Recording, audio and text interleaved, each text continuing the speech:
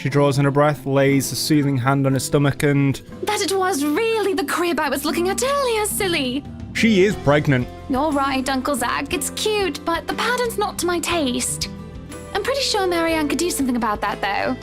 At the moment, what I should really be worried about is if I'm ever going to be a good mother to this child. She is pregnant. Ned, I can't even tell the father he's going to be one in a few months' time. A few months' time? Oh. Probably doesn't even want anything to do with this whole pregnancy thing. What am I going to do, Zach? Because right now, I'm absolutely at a loss. Oh. Oh. A beat. Oh! Realization strikes me like a ton of bricks suddenly bearing down on me. More than astonishment must have shown in my face because Hannah lets out a little chuckle. The slump on her shoulders disappears altogether underneath her mirth. Don't look so surprised, dearie. Tied the knot 7 years ago, remember? Don't you think it's bound to happen? She brandishes her hand in front of me, the unassuming silver band on her finger glinting against the late morning sun for a second. She eyes it lovingly, almost tenderly, despite the trace of sadness in her voice. For all I know, there is an entire story out there, I'd ask, but that would be too inappropriate even for friends. Not my place to meddle to begin with. Or at least that's what they've been saying early on. My whole social circle would be saying it's a long time coming. But the kid is something you want, right? Because if it ain't, then that's a whole other problem. Of course. I wouldn't deny I've been hoping to have him or her for a long time now. But then, now that we're here, all of a sudden, there are a whole lot of other things to be worried about. Business, a new home, public image, my own husband, and I don't know. I didn't really have anyone for a role model. I practically grew up with nursemaids pampering me every step of the way. What if it happens to this baby as well? Something what I'm very, very surprised in with this game is the level of character depth that's in the game. And I know that's probably quite a common thing with visual novels, and as I said at the start of this playthrough, I don't generally play games like this, but it's a lot of character depth. Oh, I can already see how this will end. Huh. I guess it's not just my sister. What? You and my sister. I mean, you're both having jitters or something like that. Zach's sister is pregnant. That's what it's called, right? First baby jitters? Mind you, she was really convinced she'd do everything wrong then. He even called me in the middle of the night. Has to switch places the day she found out she's carrying a new member of the family. Never mind how utterly impossible her request is. I'm quite sure I haven't done anything of that sort yet. Oh, you don't know that? My brother-in-law has been telling me things 5 weeks into my sister's pregnancy. Since she's one cranky pregnant lady. Man, good thing I found a place for myself years before that bundle of joy arrived, huh? It can't be that awful. Who knows? I think we'd better leave it for Mr. Right to decide, yeah? Provided he comes around. He just sounds so repulsed every time the idea is brought up. We've already seen this as well during hers, that she said something about that having a kid's room, and he completely blew up about the subject. Then maybe you should say it to his face. No mincing of words or beating around the bushes. And if he says no? You haven't even told him yet. Besides, that's his kid. Don't people usually say fatherhood changes men? I wouldn't call myself a living testament, of course. But there ought to be something that will hit him in that idea alone. A wrecking ball would be nice. Laughter escapes me before I can stop it, and for a moment I thought I've done something wrong when she doesn't join in. He's still her husband, no matter what jests or complaints she hurls around behind the media's eyes or in the presence of people she trusts. When she does, her chuckle, a small, hesitant sound at first, find the rest of my unease slipping away. Whatever it is, my point is, you've got no idea what will happen. In the same way, you don't know if you'll be a good mom. Trust me, my sister's been there. It's perfectly normal. If, my opinion matters, though. A long second of indecision goes by. Right. Take all this aside. Take all of it aside. Have we even shown the picture yet? Because with the way that this conversation's going, I'm guessing I haven't shown her the picture yet.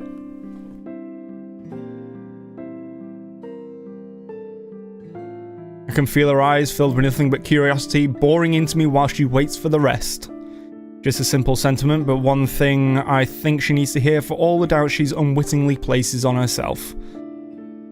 I'm just not sure if it should come from me. I'll be damned. I think you'll be a great mother, Hannah. She has an answer to that. I don't get to hear it, nor does she get to say it. As soon as it's out of my mouth, the bell hanging over the antique store door chimes, and out comes Miss McCullough. For more than one reason, I have never been so relieved our talk got interrupted. Everything's been taken care of for tomorrow, Mrs. Wright. We'll have everything you requested delivered early. Good. I've left them instructions, but I may have to visit again right before your housewarming party to check for a few things. I hope that's acceptable to you.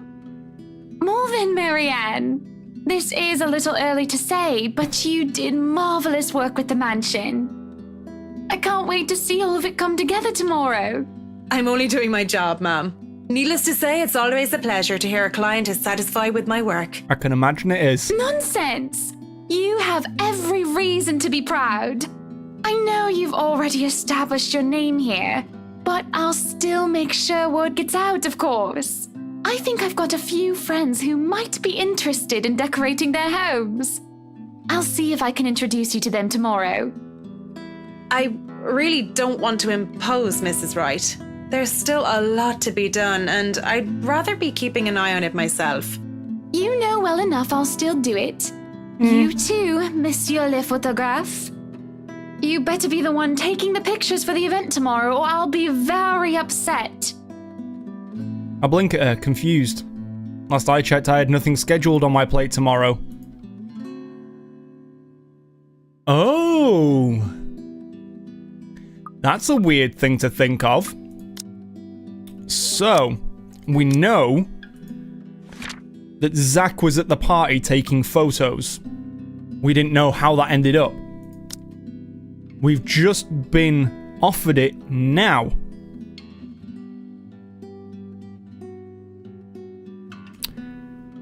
Would the offer have come through if I'd have gone with Ashton?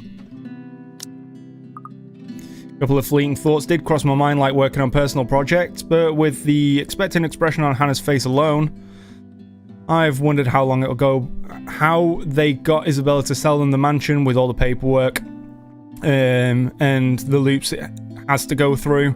Well, now the how is already standing in front of me, and it's one giant ball of persuasion in human form. If I have any doubt how she got around life, all of them have been dispelled right this instant. Hannah hasn't said anything yet, but I already know what my answer will be. What event? Our housewarming party, dearie. I've already sent invites through your publisher. They should have informed you of it by now. So if I'd have gone with Ashton, we'd have been given the invitation through our publisher. I may have Question answered. probably missed it. I haven't gotten the chance to check my mailbox yet. Deadlines, real life happenings, they can be pretty hectic. I'll try later, but they might have already assigned it to a different photographer if they haven't received my reply yet. That's not a problem. Nothing a little call from me can't fix. I'll have them know I'm specifically requesting for your presence. It shouldn't be too hard. Just promise me you'll show up. I expect to see you both there.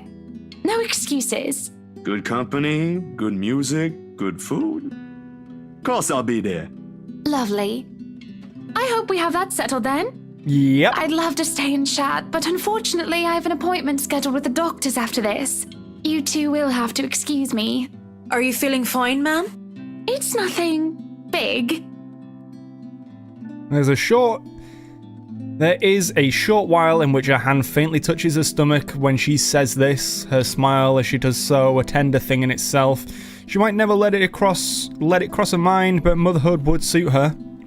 The kid is already loved even when he or she has yet to have a sense of the world. Candid moments like this, I wish I'd brought a camera for. Sorry we had to cut this short. I'd love to have lunch with you two, but, well, you two know how it goes. It's quite fine, Mrs. Wright. I need to get going as well. Is it somewhere far from here? I can have my driver drop you off on the way. No, please. There's no need for that, Mrs. Wright. It's just within the city. I see. What about you, Zach? We did leave your push bike at the mansion. Don't worry, I'll have someone bring it to your home later. Nah, I live within the city too. A few blocks from here, in fact. I only visited earlier because... The photos! Yes, the photos, the reason why we went there and we still haven't shown. I've completely forgotten about them. My hand grazes the side of my pocket where I kept them since this morning. And sure enough, they're still there, waiting for the whole world to see them. Because? Zach, sweetie, you're zoning out. Miss Hannah, earlier, at the mansion?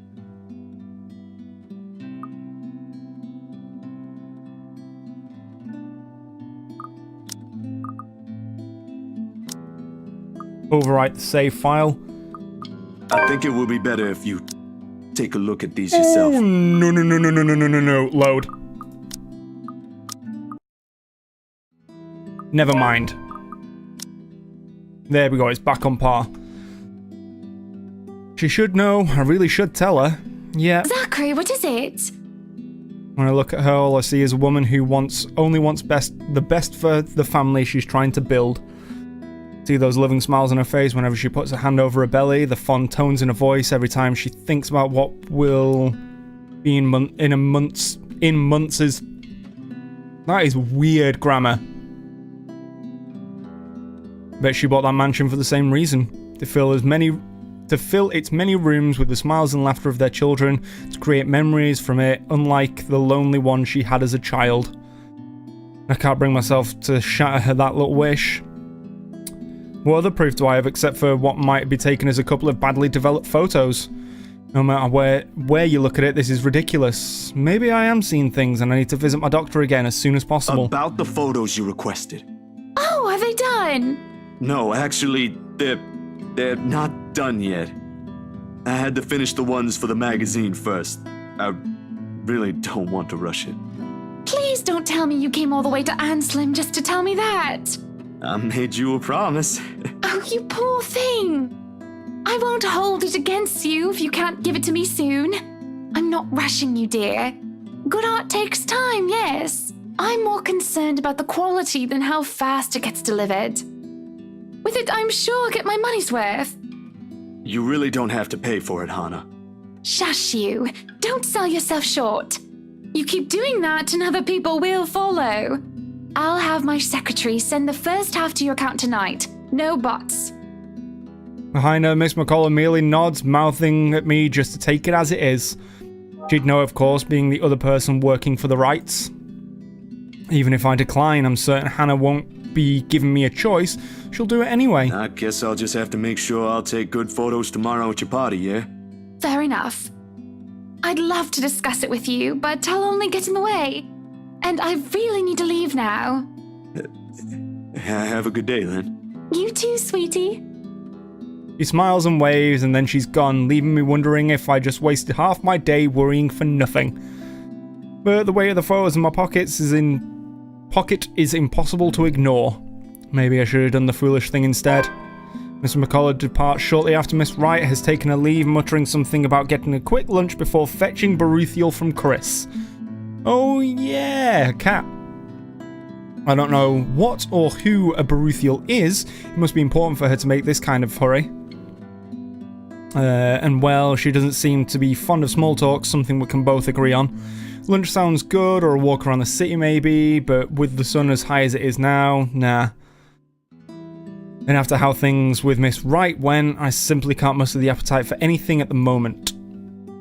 If I don't do anything with it now, I have this impression it will rear its ugly head again. And by then, things may be too late to fix. What other choice do I have? Ash? Rebecca? In all likelihood, all they'll give me is a pat on the back and a Z-Man, go get some sleep, you're at it again. From Ash. I talked to Isabella, but I haven't seen her around since she showed up at my apartment 2 days ago. Weird. There is one person, though. Damn, I should have thought of that first. As it turns out, I do have another choice. This is the menu scene. Or the still image well, I say still. The image behind the opening menu screen. I'm not a religious person, I won't identify myself as such. Or rather, I can't. Sure, my grandparents didn't have to force me to go weekly, I'd happily join them. In fact, most of my childhood Sundays have been spent attending service. Simply that as you get older, the more experiences you get, forming your own beliefs on things becomes easier, for the lack of a better word. And at one point, it just stopped, that kind of thing. Nevertheless, I hold no disdain for it. Sometimes it does help. When things are really, really bad, when the dreams won't stay where they should be, talking does, a bit. It's also a good thing Father Norman's, well, he's not completely the pious man you'd typically expect. My unlikely friendship only probably happened because he's the kind of guy who's cool with the young ones, as he so aptly puts. And he is, surprisingly. It makes him easy to approach. Maybe he has something to say about the photos as well. Won't hurt since I've already gone ahead and went to Anselm. Daybreak on my bike. At the very least, I know I won't get shouted at by whoever answers the door. Unless someone does that inside a church. I highly doubt it. Despite its age, the Luxbourne Church is a thing of wonder in itself, and its high vaulted ceilings and intricate stained glass windows. One of the many gifts the Ermengarde family donated to the community in its early days. Also, I heard from Rebecca. She mentioned this once, although most of it flew over my head then. This time of the day, the church is mostly empty, save for a few visitors and ushers shuffling about, some muttering their prayers under their breath. The scene of burning candles and incense permeate the air. I think that's meant to say scent? Maybe? Giving the place a general feel of reverence. Pretty welcoming all in all. Even so, I keep the noise my treads make to a minimum, disturbing the quiet feels like a sin alone. An usher points me to a pew in front of the altar where, when asked where Father Norman prays, he mentioned something about the good priest not being in good health. Ever since he was asked by a couple to bless their new home before moving in. The first time in days he's left his room. Did he go to bless the Ermengarde mansion?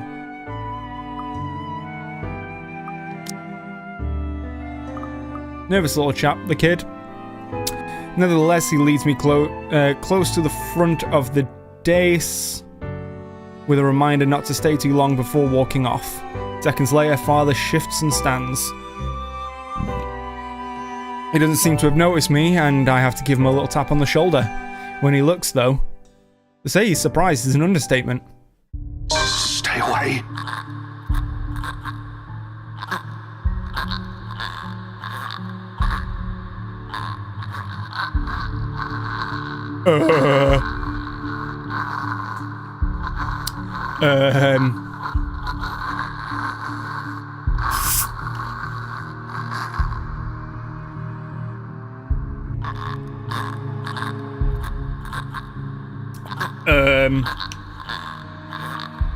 So I think that answers my question if he went to go bless the mansion.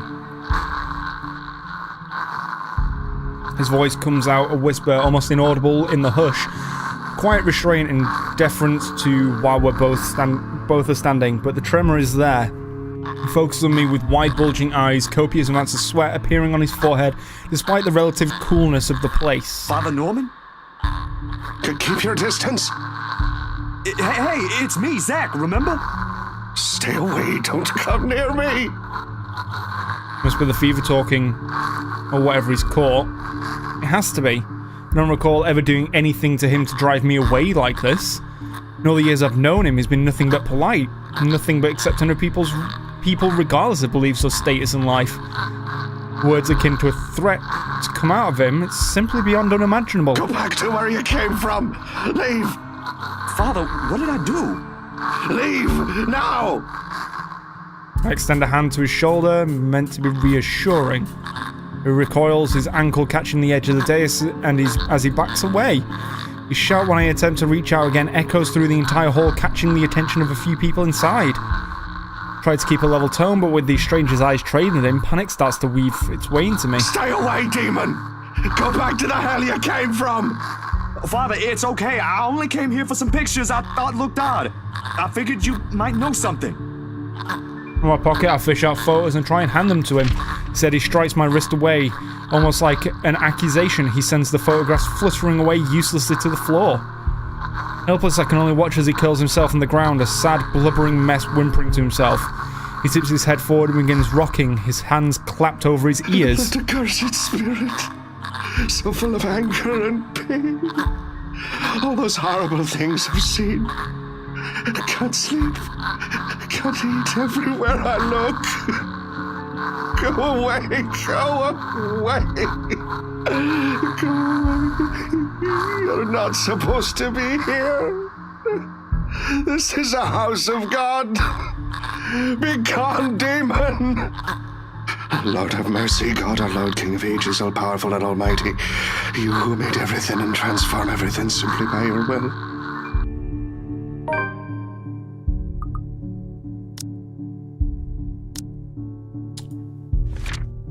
Okay. Disappointed because he wasn't able to accomplish his mission with Hannah, Zachary went to his friend, Father Norman, for curses and calling him a demon. He wasn't calling you a demon. A number of people have moved closer, mostly to just gawk. Thankfully, as if to save him from being an utter spectacle, two ushers come out taking him away. One of them, the kid from earlier, shoots me an apologetic look. I don't even return it to him. Anxiety is a powerful thing, a firm little notion that clings, eats, and consumes you. You can still hear his prayers even as they drag him away. May he keep at bay and vanquish every evil power, every poison or malice invoked against us by corrupt and envious people. Then under the protection of your authority may we sing in gratitude. On a massive side note, this voice acting is fantastic. It rings, hums in me as I'm left to pick up the pieces of this chaos. Back to square one we go. There's salvation in this, I hope we find it soon. That was fucking phenomenal voice acting from the guy who played Father Norman. Jesus. Although I can understand as well, like, the amount of people in that church looking at a priest screaming at a grown man that he is a demon and he must go while muttering prayers, even though they can't see what was stood behind Zachary.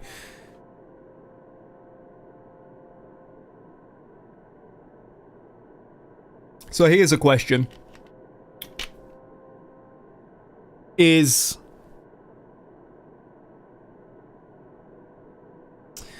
Whatever that entity is, was it following Zach at that particular moment, or did it just appear in front of Father Norman? Has it been haunting him and that's why he's so sick, which is more likely he's just completely overwhelmed with everything that's going on? Or did that demon only appear there in the house of God because Zach was there? And was she only there because the photos technically would have had her in it? Strange things to think on. The moon is well into the night sky by the time I make it back home.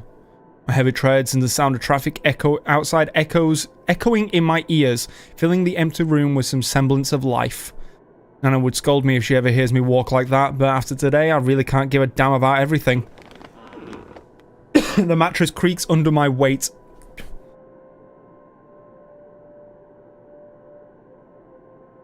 Okay, I don't think this illness is gone. Under my weight as I unceremoniously flop down on it and find myself looking at the paper under my grip. As promised, Miss Wright had my bike delivered back to my apartment. Be there. Raise your glasses, give cheers to the good times. You are cordially invited to the Wright's housewarming party, October 28th, 2016, Friday, 3 o'clock in the afternoon onwards. Oh my god, mention. Found it parked in the rack downstairs with an invitation and a note tacked to it, in fact. Be there, it said. With a love heart. If only it were that easy, but it'll give me a chance to talk to her. What about that thing in their house? With a sigh, I let my hand fall to the side of the bed, along with the invitation. I'll think about it tomorrow. When my head ain't muddled with thoughts of a headless woman and she's still not been headless. And the haunting smiles of a ghost. Belatedly, it occurs to me that I haven't even eaten anything since I left this morning, and an empty, gnawing ache makes itself known, but I can't bring myself to stand up. Today was a complete waste of time and frankly a disappointment. I don't like this. The lack of certainty, the disquiet, the lack of stable ground to stand on, the part where I do not know what will come tomorrow. Ever since that damn letter, everything has been thrown out of the loop. I wish everything stayed the same. Routine would have been easier to make sense of this than this. Closing my eyes, I let the noise from the street below lull me to sleep. I'm gonna make a save. At the very least, that's the one thing that hasn't changed.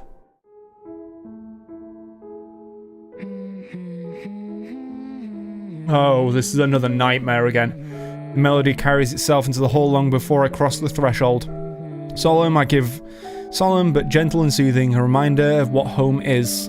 Pa's firm but meaningful gaze, Ma's wistful smiles, the warm rays filtering through the eaves at sunset. The distant smell of wet earth and leaves after a long day's rain, and our room. The room. Ma and Pa's pride and joy, a place where we were once promised several springs ago. Yet it won't stop. No, wait! Come back! I'll be good this time! Okay, that banging really made me jump, because I'm expecting jump scares. Please don't leave! Please stay! Floorboards are cold under my feet, more than it usually is. The walls more forbidding than what I'm used to. Farther and farther the room goes. Ma's singing ceases and Pa... Can't hear Pa. Not above the raucous clanging and the deafening roar of gunshots, nor the screams replacing the comforting soft melodies. There is only the blinding fear. But when the light breaks...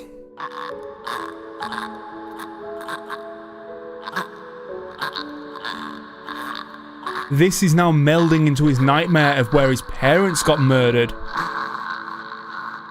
Jesus Christ, her skin has already taken a sickly pale colour, rotten in most parts, blood dripping from every open gash and lesion on her body. Bony hands, yeah, I've already read this stuff. Nothing but malice filled the gleam in her eyes. A scream ripples through the air. My whole body feels distant. Every limb heavy with lead. All unable to move at will. Not even so I can wipe the beads of sweat forming at my temple. The rasping of my breath easily fills the room in the wee hours while I force it back into a steady rhythm. Nope, nope, nope, nope. There's a tightness on my chest, I can't shake it off, my heart pounding against it as if it's about to burst out. Something cold has settled in my legs. Not the usual chill that comes and goes with the passing breeze from the window, one strong enough to sting, shackle, and leave frigid sensation creeping up my skin. With every struggle I make, the pressure winds firmly around my legs. Tighter, and tighter, and tighter.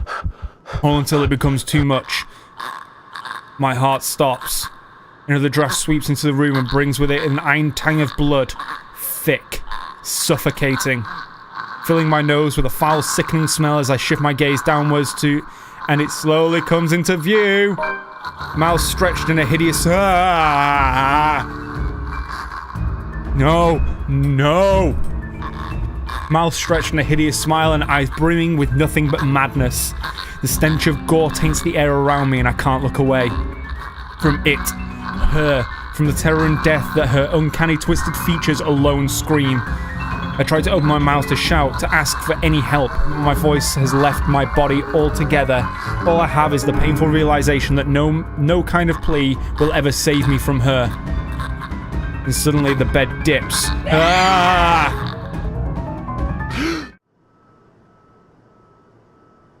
No QTE.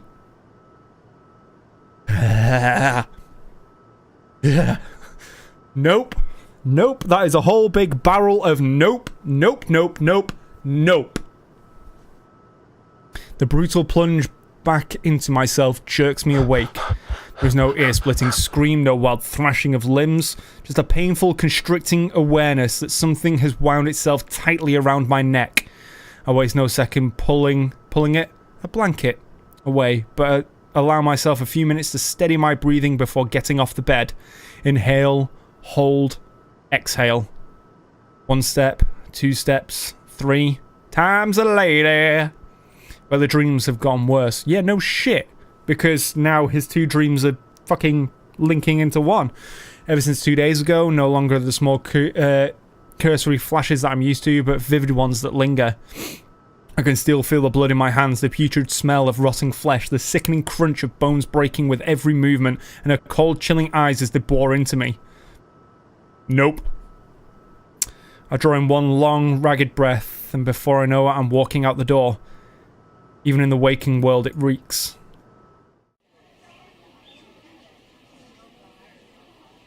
Okay. A bench on the park is far from the most private place for thoughts in Luxbourne, considering its location at the heart of a bustling city. But in the early hours of the morning, it provides enough peace and quiet for any poor problematic soul who happens to wander here. The city is just waking up, a little later than usual, but knowing what day it is, one can't fault it for being a little tardy just this once. Yet neither the pleasant morning chill nor the soft twittering of birds does anything to banish the images. Every single one has rooted itself into my head, its claws digging deep in what is no longer a safe place to hide in. London Bridge is falling down, falling down, falling down. London Bridge is falling down, my fair lady. Take a key and lock him up, lock him up, lock him up. Take a key and lock him up, my fair lady.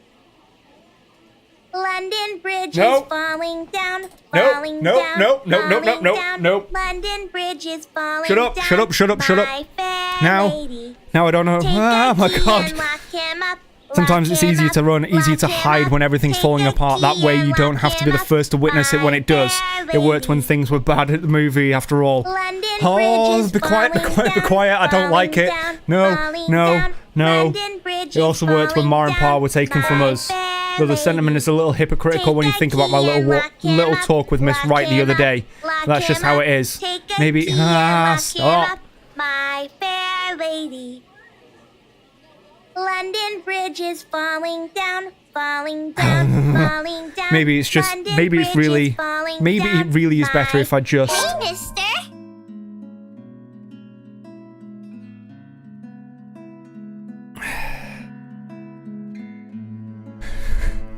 Yeah, you did just come in at the perfect. No. Tiny voice gives me a pause. When I look up, a little girl, maybe about 6 or 7, is peering at me. 2 wide eyes overflowing with what can only be the natural curiosity one typically sees in children. I vaguely note the St. Gority uniform she is wearing before returning her greeting. Hey, kid. Kylie. Kylie? That's my name.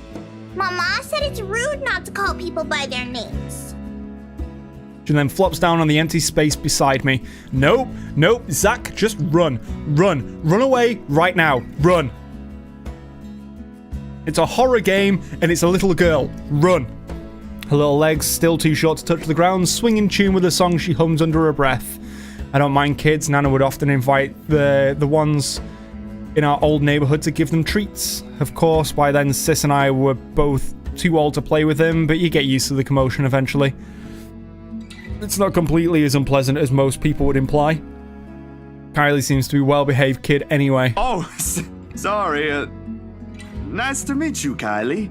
Is Mama here? No, but my big brother's with me. He's taking pictures with his camera over there.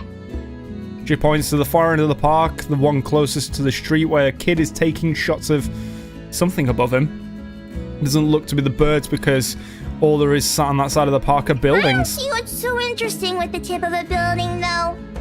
I'd take pictures of dogs if I were him. They're cuter. Do you have a camera too, mister? Yeah, I'm actually a photographer. Mama said I'm too young to get a camera. I'm sure your mama will eventually give you one. But won't you be late for school like this? Big brother will get us there on time. Rowan promised Papa Okay. aren't going to be late. It's sports day. So it's not good if you keep looking like that today. Looking like what? If it ends up raining and we lose, it's your fault. All right, I'll try not to upset the clouds today, kid. Is it because you're sick, mister? Before I know it, a smile is spread over my face. Nope, nope, no, Nathan, nope, nope, no. They say kids ask the toughest questions sometimes, and they sure do, with how sincere Kylie looks. Lying feels like doing her a huge disservice. No, not sick. Just having a very, very bad day. Why is that? Is that like when my big brother ate all of my pudding? He did that once and then cried. It wasn't very nice of him. Yeah, I think so. You see, there's this mean girl. She's given my friends and I a lot of trouble. Hard to keep up when things are like that, you know?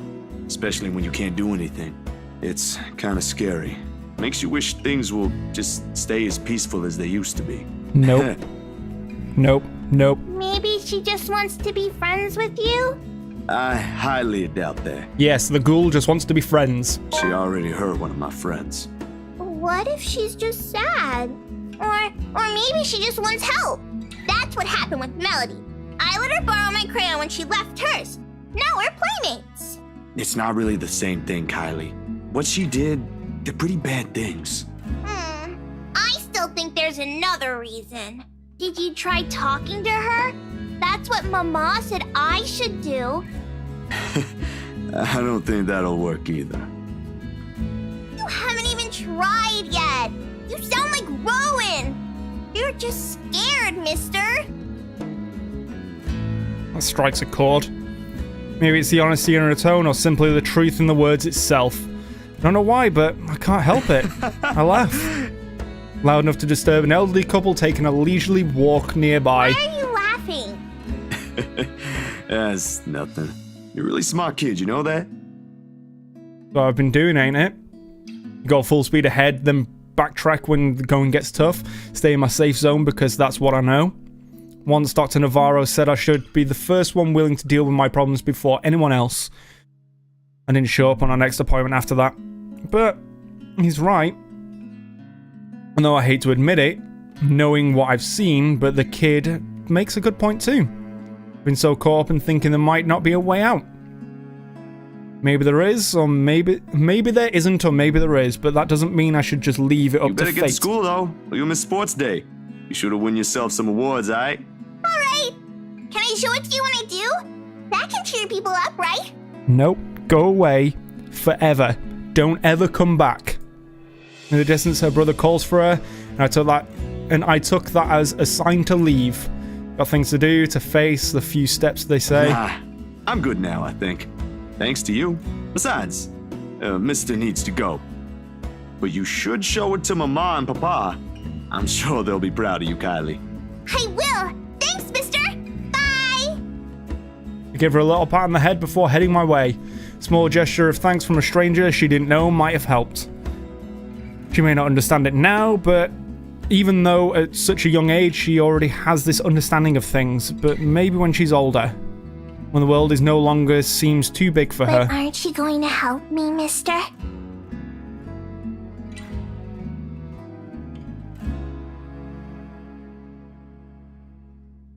With what? Confused, I glance back. Nope! Nope!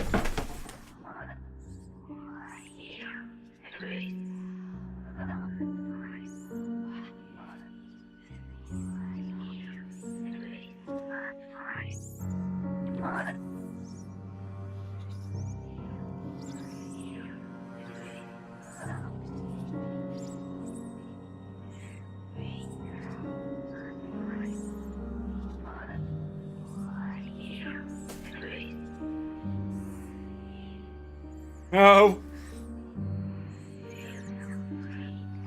This is not okay. This is not okay. This is not okay. No. No. No. Whatever cheer our little talk brought has vanished until the shadows suddenly dancing in my eyes. Frigid hair is... Oh, God. Look at that! Kids are evil!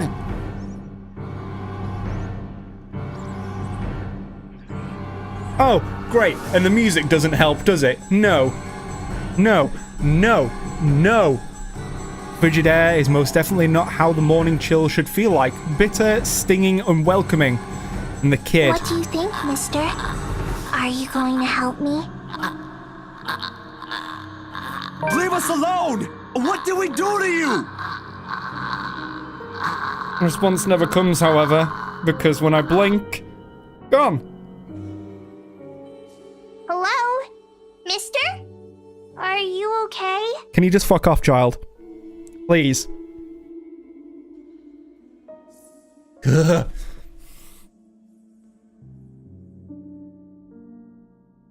Ah.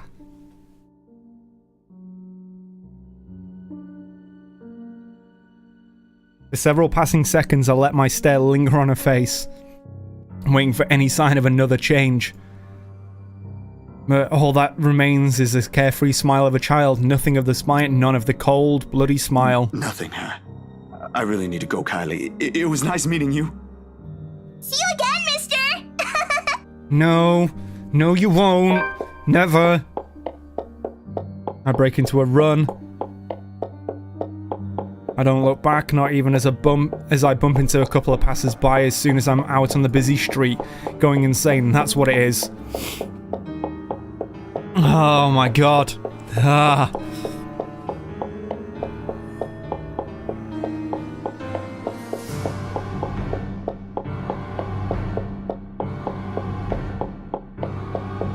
No! It's not okay. It's definitely not okay.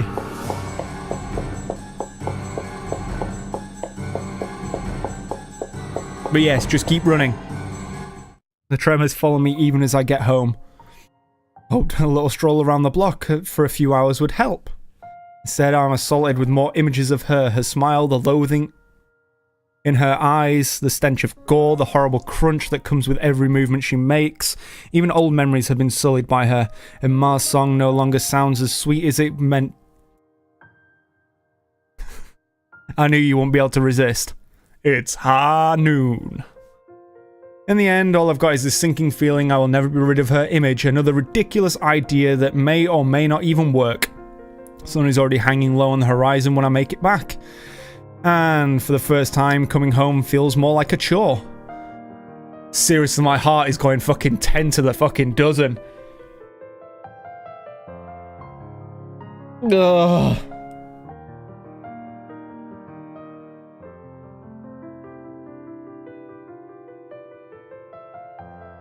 Ugh.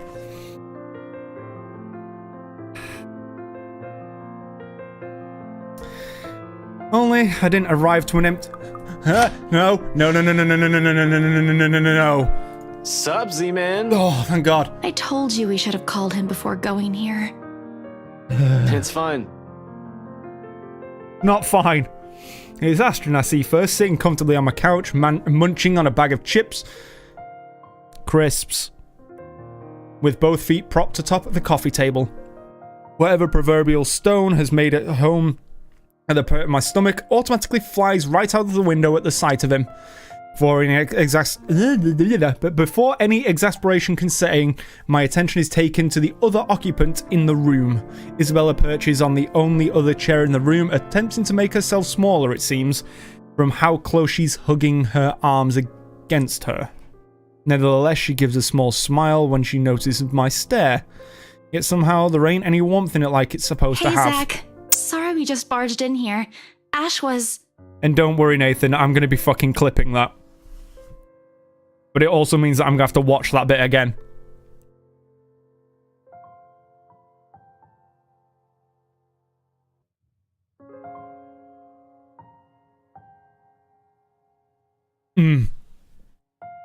Ugh. Relax. Z-Man gave me a copy of the key himself. Only after you broke the 13th one. I can't keep replacing them every time you think it'd be a good idea to break into my apartment.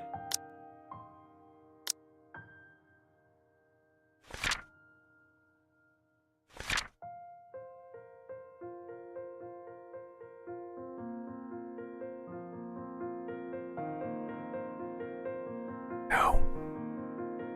It's not okay. And stop calling me Z-Man! I didn't break anything this time. Ash, just because I gave you a key doesn't mean you can just stroll in here whenever you want to. And, hey, is that my... Ash smirks at me because, of course, he is the goal to smirk knowing what he did. He pops in what was very likely the last chip into his mouth and folds the wrapper neatly on the table before throwing it on the nearby trash. From a chair, Isabella shoots me an apologetic smile as soon as the foil hits the waste bin with a dull thunk. Common sense dictates I should get angry. After everything, having something normal play out in front of me, no matter how childish their antics can get, I can't bring myself to muster even a tidbit of it. Behind me, the television starts blurring the music for the end credits of a movie. They have likely been waiting for a while if Ash has gotten impatient enough to rummage through my cupboards and watch something. Of course he eats all of it. You know, I was saving that for the weekend.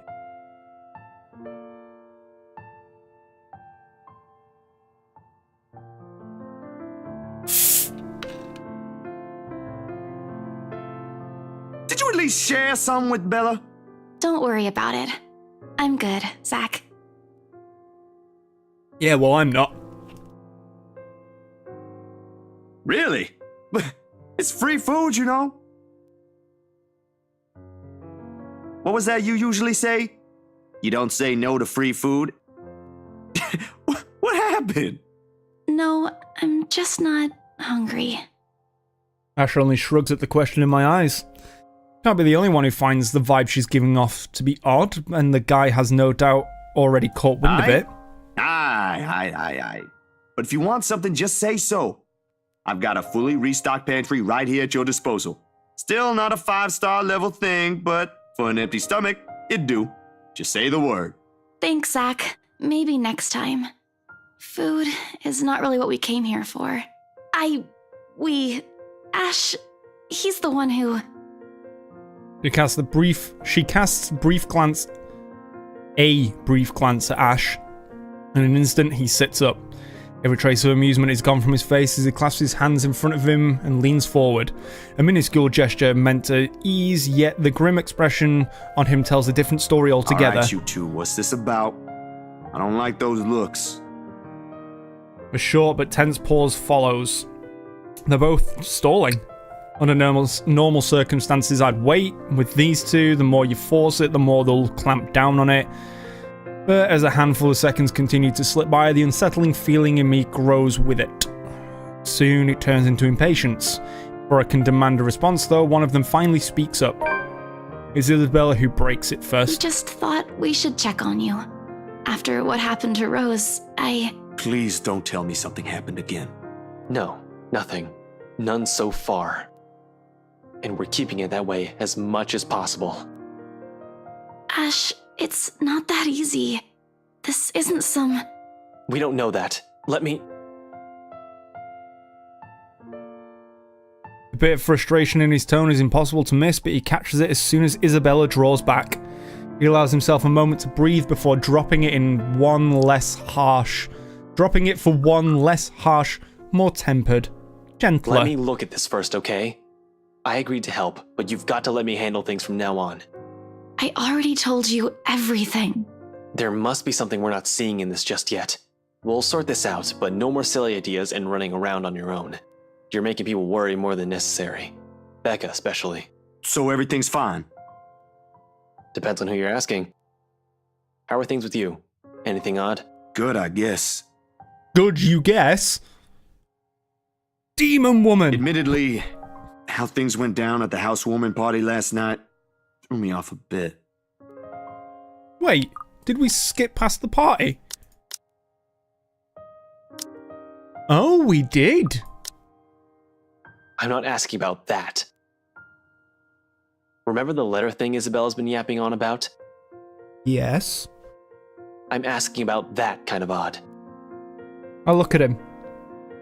Gaped, more like.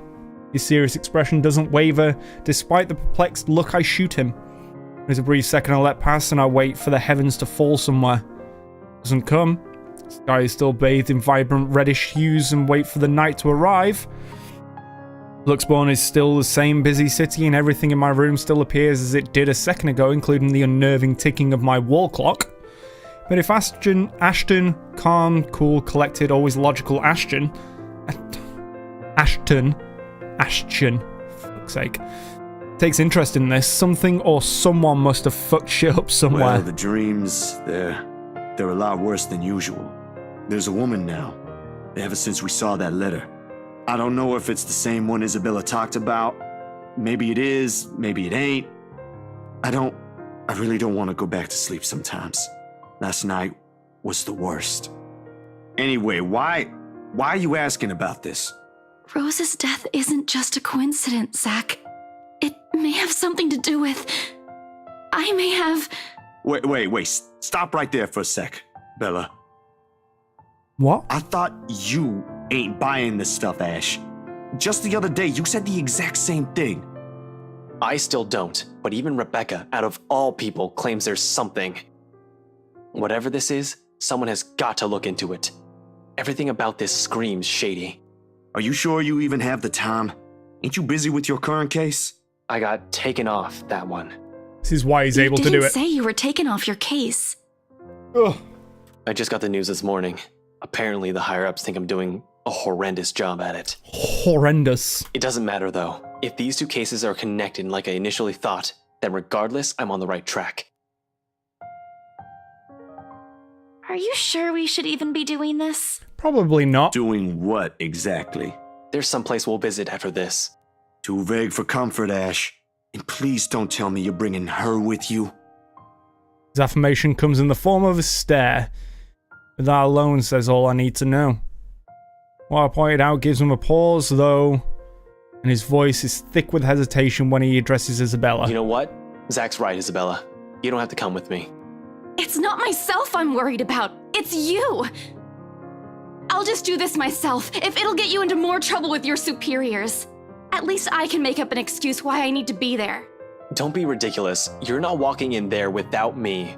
Besides, I think it's a little too late to back out now. Guys, can you tell me the plan? Have you two seen the news this morning? I haven't, actually. Mama called, and I was busy. Changing the air around her, while small, could not have gone unnoticed, and it takes every willpower not to ask. Probably the only thing reigning in my curiosity is the fact that Ash himself hasn't brought it up either. No problem. It should be in the afternoon news as well. He grabs the oh, there's been another one. He grabs the remote and cycles through numerous channels until he gets to the news report about another guy who's been found dead in the early hours of the morning today, burned alive this time. Oddly, no fire has spread, and whatever damage has been contained within the place that the body was found. The room itself, however, has been completely vandalized. Help me. Help me. Help me. Another murder, the authorities claim. Isabella and I knew better. None of us shifts even after the report ends, but the room has suddenly felt stifling. Ashton's eyes have gone hooded with what appears to be restrained anger, and the remote in his hand creaks mildly under his grip. Stone is back in my stomach, a tiny little thing gripping at my insides, growing with every passing second as the dread sinks in. In the thick of it, Isabella's voice is the one that breaks the hush, a small, weak thing on its own that wavers unevenly between words, but every syllable heavy with meaning. This is because of that thing, isn't it? I did this somehow. When it fades, all that's left in the air is her doubt and fear, while all we can do is to cope. There's something I can say to make her feel better.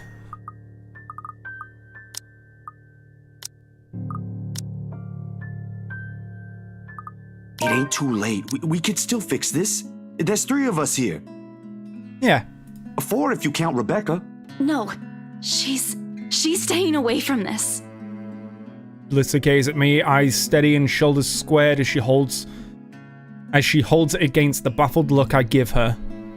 Although in the next second it immediately softens and takes me by surprise nevertheless. In those brief moments, it's like I'd faced a different person. I don't want to involve her in this any more than I already have. Both of you as well. I already said it. That's completely out of the question. Stop asking. Still and all, that's 2 extra heads who can do the thinking. Between us 3, I'm sure we'll figure something out pretty soon. Don't make Of this whole course. thing sound like it's a piece of cake to deal with. It ain't. But better than sitting around, yeah? Plan is still a plan. You're going to shoot yourself in the foot one day with that kind of thinking. We don't even know who's doing this. The last 2 murders might just be similar incidents done by 2 different suspects. Hasn't stopped you from going after them before. Remember that time when you... Okay, stop right there. There will be no retelling of that incident today, Z-Man. Or ever. Keep calling me Z-Man and maybe I will. Suddenly, Isabella laughs. Though muffled by her hands, it rings light and easy against the thick tension in the room. Still, a far cry from the usual cheer she carries, but brings a welcome shift in the otherwise dreary mood. Thanks, you two. I'll tell you about it when he's not around. Give it up, Z-Man. She's not interested. Who says I'm not? Ash makes a face but chuckles at the jest despite Why am himself. I even friends with you two? And like this...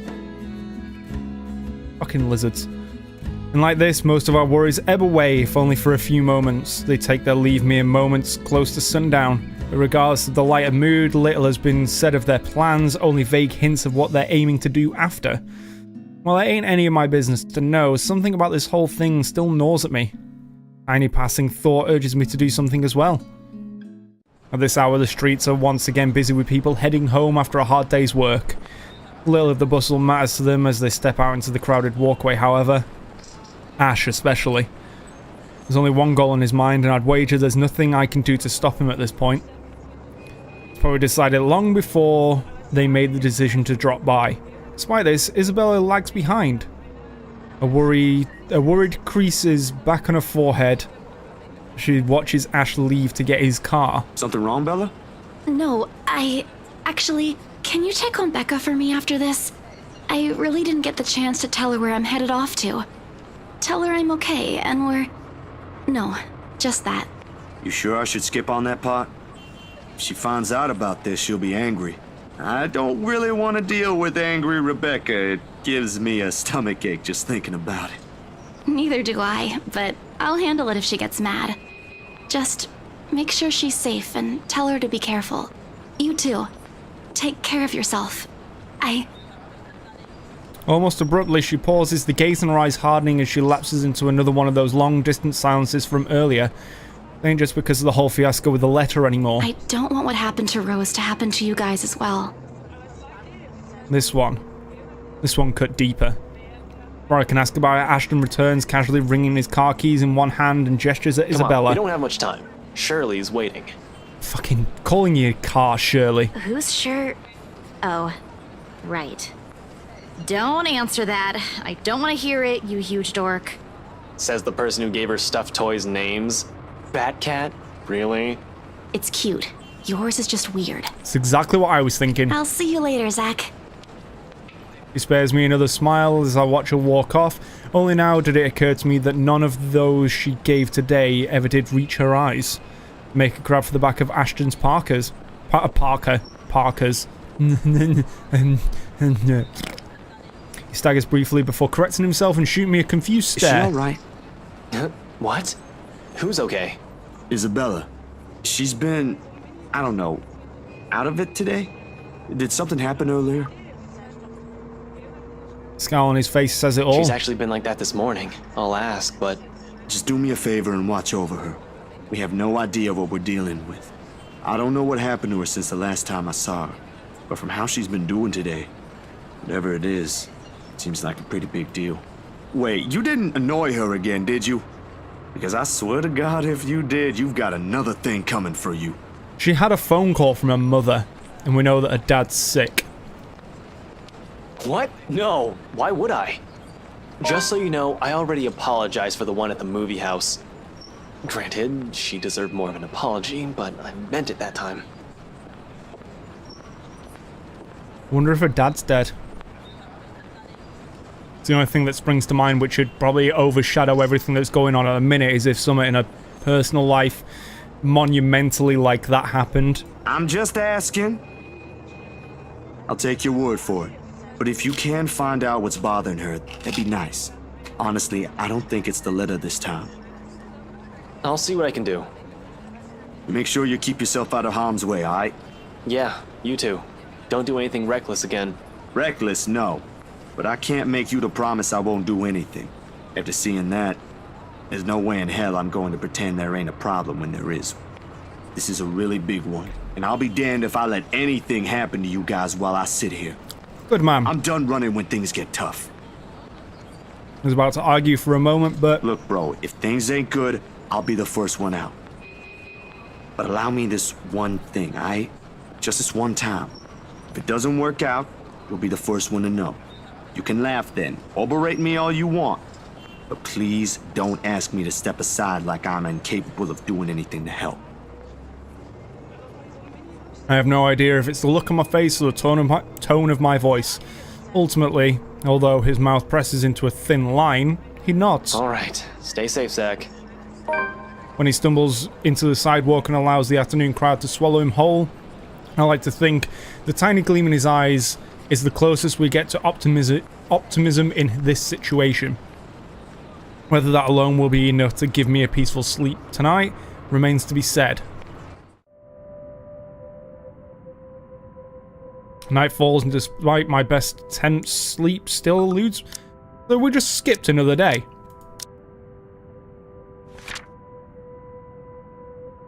Yeah, so that was yesterday. It's now October 30th at night. With an image still stuck in my head, flashing every few moments, it catches me off guard, with Mars' lullaby still echoing in my ears, no longer the soft tune it once was, and a terrible gnawing at the pit of my stomach. It's no wonder I can't bring myself to drift off, even for a little while. Not as if there's a complete lack of things to do while I'm waiting for sleep to come, if it ever will. And at 2:45 in the morning, it might be like past midnight that night then. Find myself cleaning my photography equipment for no other reason than just to pass the time.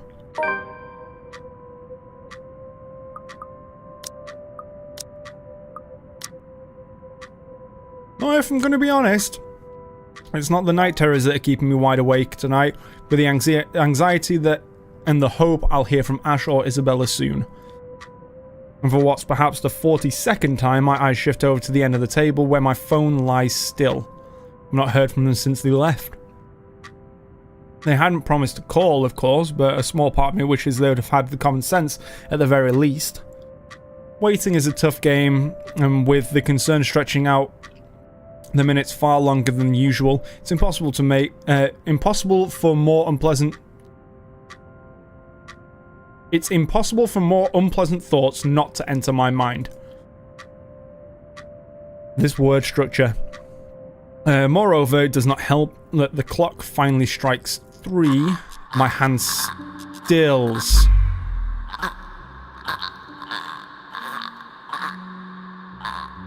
Hi. Be a complete and utter lie if I just said my heart didn't leap straight into my throat in that brief second. My whole body has gone motionless, ears straining for any further sounds. A couple of tense seconds pass. Nothing. Of course, with how old the building I'm staying is, power fluctuations ain't anything new. Can you not hear that? And every now and then, if this would happen, leaving a few tenants in a rather bad mood. Nothing unusual anymore after a few years of living here. This time the sudden hush brings with it a stillness that has raised the hair on the back of my neck and has set my heart beating hard against my chest.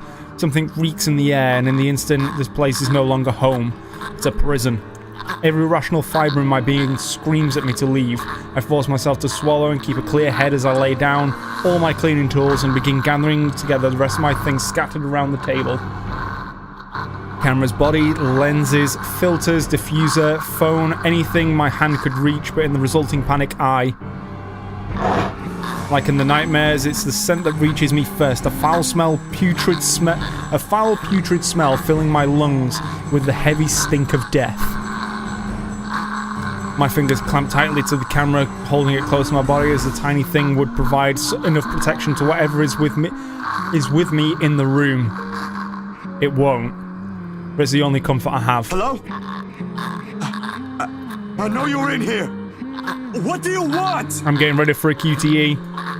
Something moves behind me, a soft scuttling over the walls, followed by a squelch and a painful creaking of what could only be rotten flesh and broken bones. Without hesitation, I whirl around, my fingers and camera ready, patiently waiting for another movement. Leave! Leave now! There's nothing here for you! ... There's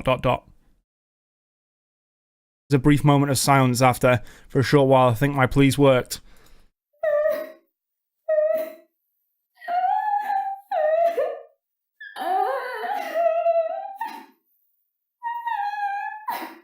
Then, with no warning, the shuffling resumes in a long as sobs of a woman.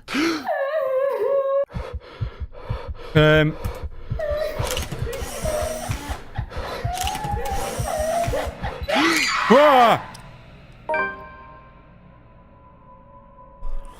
Jesus fucking Christ, the light flashes fleeting one last time, allowing me to get a glimpse of her grotesque, misshapen features before it's once again lost in the darkness.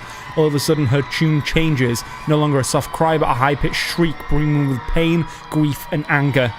Every ounce of courage I've mustered flees from my body at the sound, and the next thing I know, my hand is gripping the knob and I'm wrenching the door open. Her wails follow me as I flee into the night. Oh my god, this kid better not fucking show up again. Pacing has always been more of Ashton's thing than mine. When I want to think, I sit and let the minutes tick by until an idea comes to mind or my pulse settles down. And yet dried leaves and twigs crack under my shoes as I make another pass at them. Terror is too mild to describe what this is. There is no way in hell I'm going back. Wherever she is, pleading won't work. The moment we saw that letter, she's been after us. I can't run. Not this time. Nearly 2 hours have gone by since I left the comfort of my room for the solitude of the park. 2 excruciating hours since I've started making calls. No one's answering, not even Rebecca, who always kept her phone line open in case other people need her. Or Isabella, who frequently checks hers for any messages and readily responds as soon as she can afford. It does not help that Ash hasn't said a word where he went off to as well. Damn it! I knew I should have asked him before I let him leave. Knowing him, he could be anywhere. But there's really only one place he'll likely be at this time. Why are you back here? Are you fucking insane? The sun has already peaked over the horizon when I make it to the mansion. I have no idea what I'm expecting to see when I get here. As Ashton first and foremost. Part of me wishes my assumptions are correct and that he's really somewhere close by on a stakeout. I've never been the lucky sort when it comes to that kind of gesture, guessing even. And even after I've made the round of the immediate vicinity, I couldn't find hide nor hair of him. Calling him does no good, either considering how awful the signal is here. He can't be too far if he's really here, but if he is, he would already have noticed me by now. Instead, there's only silence, the kind too quiet to find any sort of comfort in. Even the trees seem to have fallen asleep with the rest of the mansion. Oblivious to what's happening around it, a small island of stillness in the otherwise fast-paced world. No wonder the whole of Anselm feels at odds with the rest of Luxbourne. While the city is alive, growing every minute, breathing every second, and pulsating with life, the village remains unmoving. Unchanged. Not surprising the legend still lives up to this day, and why she's still here, walking its hallowed halls. And beyond me, the mansion looms ominously. And now ain't the time for fear. Even if Ash is not here, I've still got to let the Wrights know what I've seen, what's in their home. And whatever grievance Ash has with them doesn't matter. This is a stupid idea for the record. There might be grounds for imprisonment, but they don't deserve a brutal death at the hands of one malicious spirit. I'm sure Isabella would want the same thing. I head straight for the door without a second thought. It takes a few rings and the sound loud above the foreboding stillness before I hear footsteps on the other side. Get it? Only a Nancy would knock at such an ungodly hour. Where's that damn fucker Luke's gonna hate me.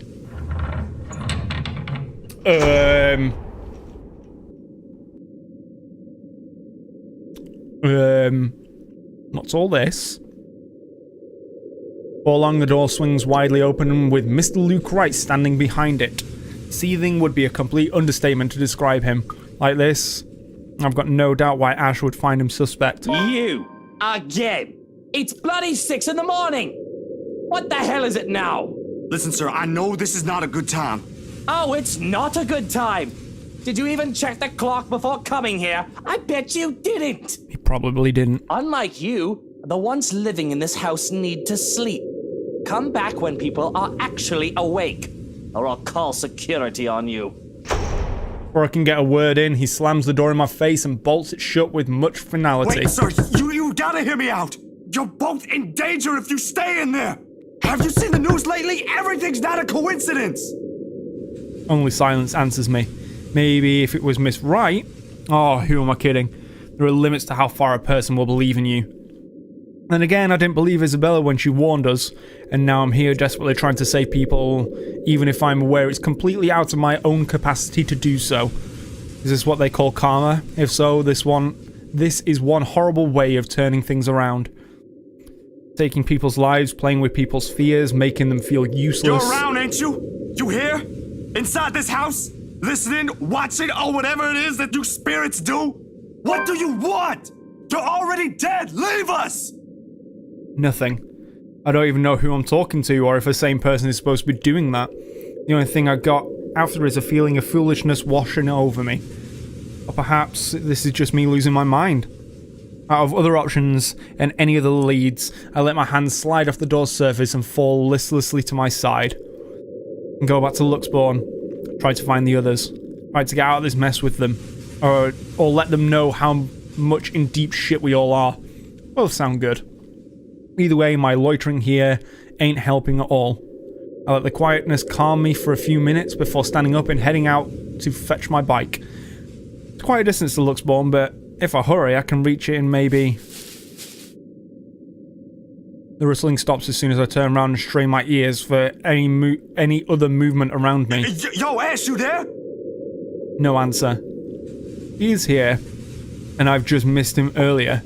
Already my feet are moving in search for him the second time. It won't hurt to double check, triple check even. With how big the property is, he can be anywhere. Things ain't so urgent if they ain't so dire that lives are at stake. I'd probably have just waited for him to show up again. But damn it! He needs to realize what exactly it is he's dealing with. That is not just a petty criminal. That it is not just a petty criminal he can simply throw in jail. That it is something beyond the authority his police badge could ever give him. The guy needs to stop playing the big damn hero, sit down and chill. My breathing comes in short, shallow rasps by the time I make it back to where I started. Still no sign of him, and I'm beginning to think I'm just wasting my time here.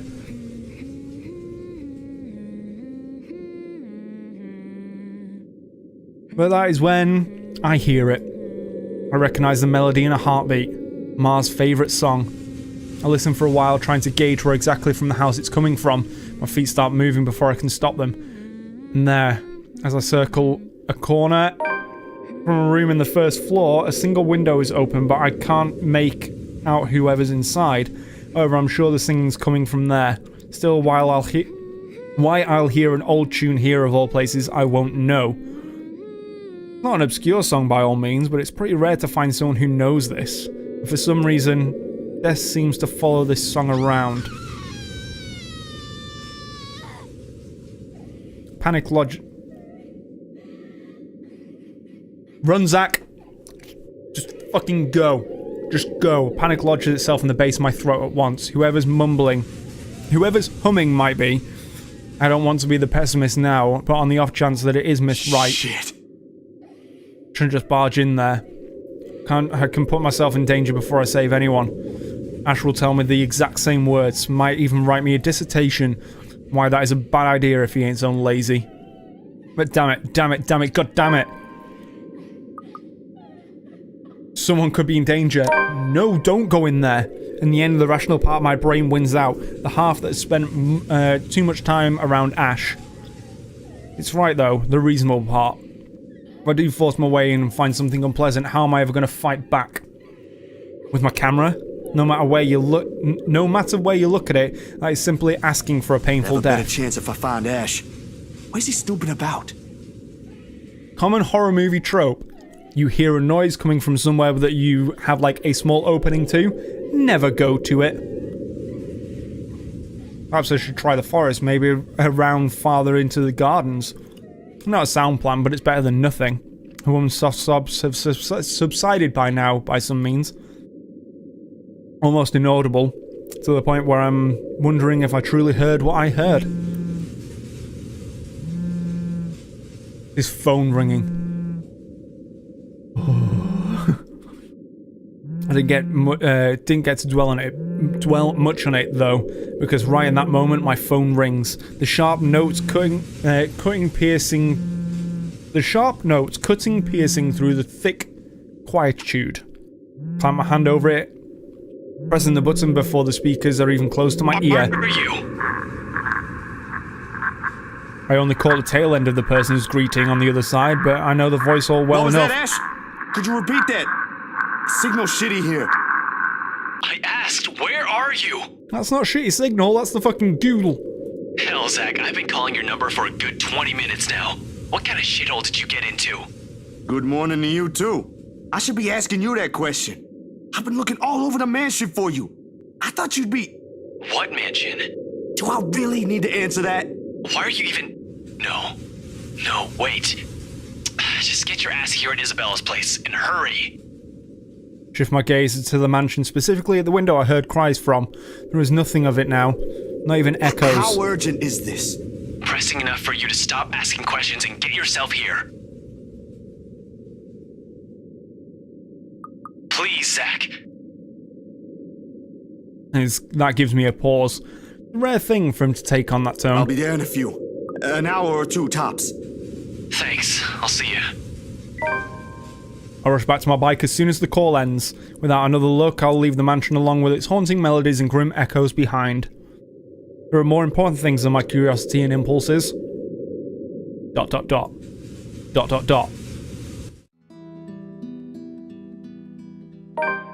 And now we're on to Marianne.